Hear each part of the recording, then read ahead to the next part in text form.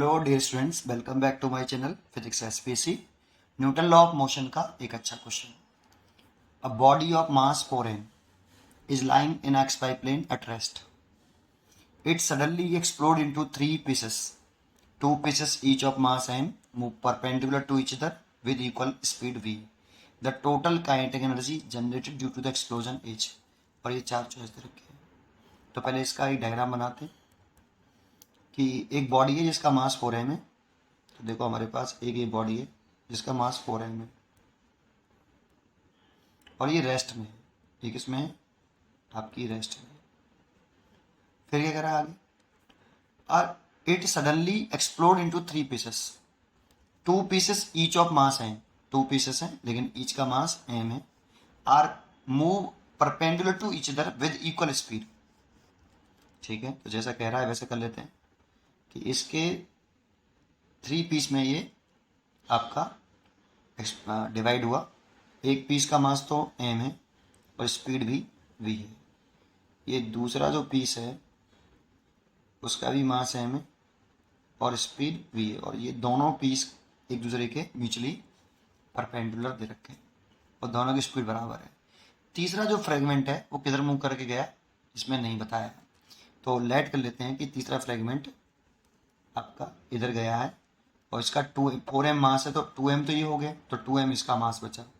और इसकी स्पीड, ना तो इसका स्पीड पता, ना इसके डायरेक्शन पता, ना मैग्नीट्यूड पता है वेलोसिटी का, ना डायरेक्शन, इसीलिए मैं इसे v3 वेक्टर मान लेता हूँ। ठीक है, ये अगर मैं पता कर लूँ कितनी है तो मैं पूरे सिस्टम की काइनेटिक एनर्जी कितनी जनरेट हुई वो निकाल सकता हूँ। लेकिन इसमें एक पॉइंट बताऊं कि इफ एफ नेट, और वो भी एक्सटर्नल फोर्स अगर जीरो हो, किसी सिस्टम पर लगने वाला अगर एक्सटर्नल नेट फोर्स जीरो हो, नेट एक्सटर्नल फोर्स जीरो हो, तो उस सिस्टम का मोमेंटम कंजर्व रहता है। Then momentum of the system, momentum of the system, तो यहाँ सिस्टम थ्री पीस से मिलकर बना है। सिस्टम मतलब थ्री जो फ्रेगमेंट हैं आपके, या फ्रेगमेंट या पीस कह सकते हो, three fragments. Momentum of the system is remains constant. और ये हमने न्यूटन के सेकंड लॉ ऑफ मोशन से बोला है। या फिर ये कह सकते हो कि law of conservation of linear momentum पढ़ा हुआ आपने। अगर किसी सिस्टम पर लगने वाला नेट एक्सटर्नल फोर्स जीरो हो, अब बच्चे कहेंगे तो नेट एक्सटर्नल फोर्स जीरो कैसे मालूम पड़ा? देखो, ये जब एक्सप्लोड हुआ तो एक्सप्लोड होने से पहले इसके अंदर इंटरनल फोर्सेस हो सकते हैं, लेकिन इस पर बाहर से किसी ने भी कोई एक्सटर्नल फोर्स अप्लाइड नहीं किया है। नेट एक्सटर्नल फोर्स जीरो है, इसलिए पूरे सिस्टम का मोमेंटम कांस्टेंट रहेगा। तो इनिशियल मोमेंटम कितना बेटा? ये इनिशियल मोमेंटम है होल सिस्टम का और ये फाइनल मोमेंटम है पूरे सिस्टम का। तो इनिशियल मोमेंटम कितना? 4m multiplied by 0। और फाइनल मोमेंटम कितना? पहले वाले पार्टिकल का मोमेंटम p1, दूसरे वाले पार्टिकल का p2 और तीसरे वाले पीस का p3। वेक्टर फॉर्म में लिख लो ऐसे। ये बिफोर एक्सप्लोजन हो गया, रेस्ट में था इसलिए वेलोसिटी जीरो हो गई। आफ्टर एक्सप्लोजन ये फाइनल मोमेंटम हो गया पूरे सिस्टम का। एक पार्टिकल का मोमेंटम कंजर्व नहीं रहेगा, पूरे सिस्टम का मोमेंटम कंजर्व रहेगा।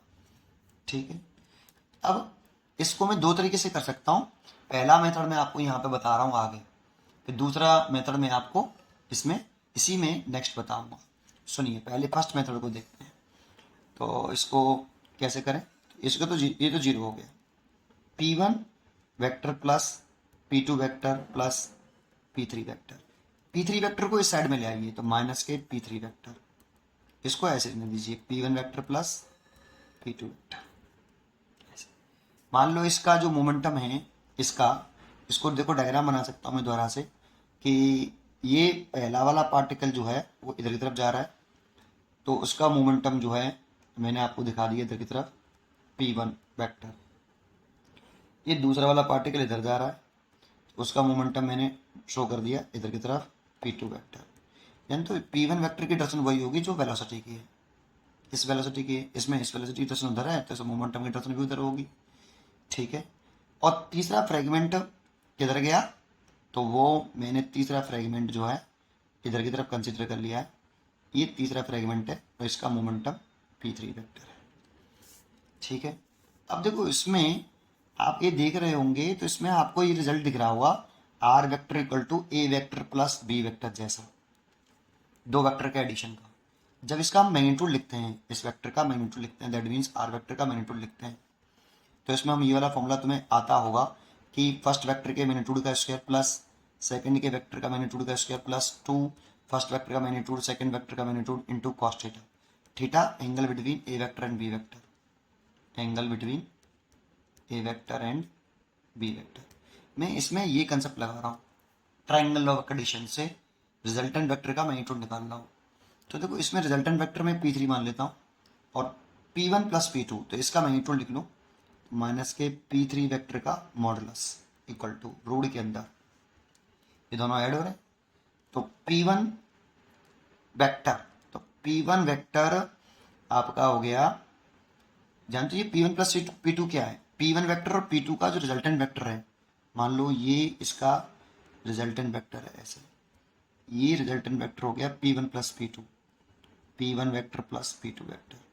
अब ये इन दोनों का जो रिजल्टेंट आया है ना, वो p3 इस वेक्टर के अपोजिट है, p1 प्लस p2 के अपोजिट है, क्योंकि देखो p1 वेक्टर प्लस p2 के जस्ट अपोजिट आ रहा है p3, माइनस साइन लग रहा है ना। और ये भी बता रहा है कि इन दोनों का रिजल्टेंट जो आया वो p1 vector plus p2 vector, जो रिजल्टेंट आया इसका जो मैग्नीट्यूड है वो p3 के वेक्टर के मैग्नीट्यूड के बराबर है। तो देखो इससे क्या मालूम पड़ा बताए, अगर इन दोनों के मैग्नीट्यूड बराबर हैं, अगर इन दोनों के मैग्नीट्यूड बराबर हैं, इसका और इसका मैग्नीट्यूड अगर बराबर है और डायरेक्शन अपोजिट है, तो नेट मोमेंटम कितना हो गया, जीरो। तो इनिशियली जीरो था और एक्सप्लोजन होने के बाद भी नेट मोमेंटम जीरो ही है, तभी तो मोमेंटम कंजर्व रहा, तभी तो मोमेंटम कंजर्व रहा, ठीक है। तो इस अगर इस पूरे का एक्सप्लोजन होने के बाद टोटल मोमेंटम जीरो, क्यों समझ में आया, इन दोनों का रिजल्टेंट ये, और ये देखो ये रिजल्ट कैसा आ रहा है, p1 vector plus p2 vector minus के p3 वेक्टर के बराबर आ रहा है, इसका मतलब इन दोनों का जो रिजल्टेंट है इस p3 वेक्टर के मैग्नीट्यूड के बराबर और साइन डायरेक्शन कैसी अपोजिट, तो इन दोनों का नेट निकालूंगा तो जीरो आ जाएगा। इनिशियल भी जीरो था, इनिशियल सिस्टम का जीरो और एक्सप्लोजन होने के बाद फाइनल मोमेंटम भी जीरो, तभी तो मोमेंटम कैंसिल रहा, ठीक है। अब इसको कर लो, ऐसे सॉल्व कर लो आप इसको, ठीक है।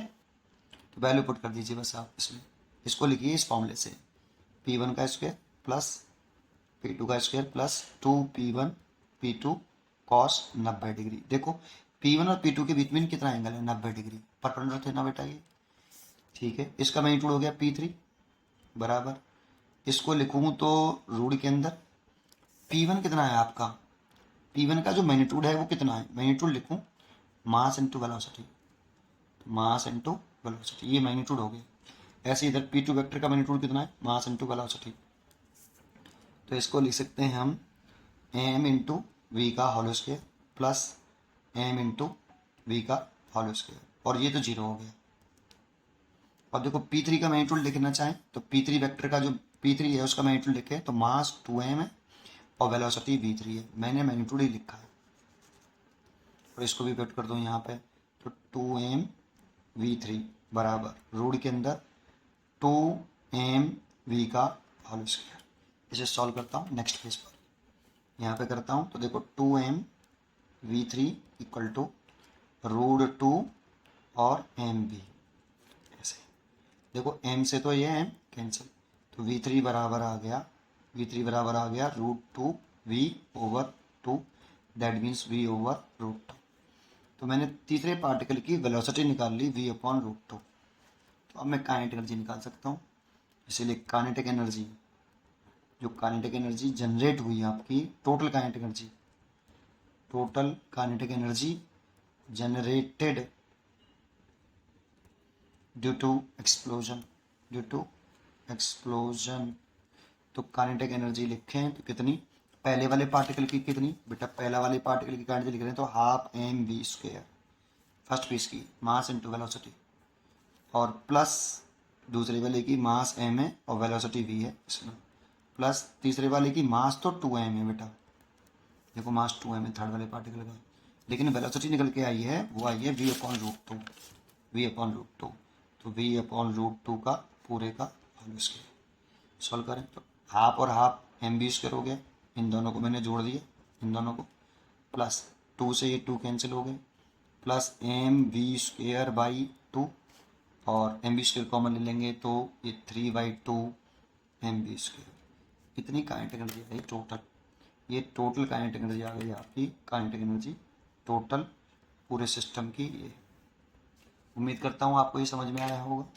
इसका अगर मैं सेकंड मेथड करता, सेकंड मेथड अगर आपको ये समझ में आया हो तो आप छोड़ सकते हो, और देखना चाहो तो दूसरी मेथड को भी देख सकते हैं। सेकंड मेथड में मैं क्या करता, वेक्टर फॉर्म से करता। यहाँ तक तो मैं सेम लिखता कि 0 = p1 vector plus p2 vector plus p3 vector, यहाँ तक मैं सेम लिखता, ये वाला स्टेप यहाँ तक ये जगह तक।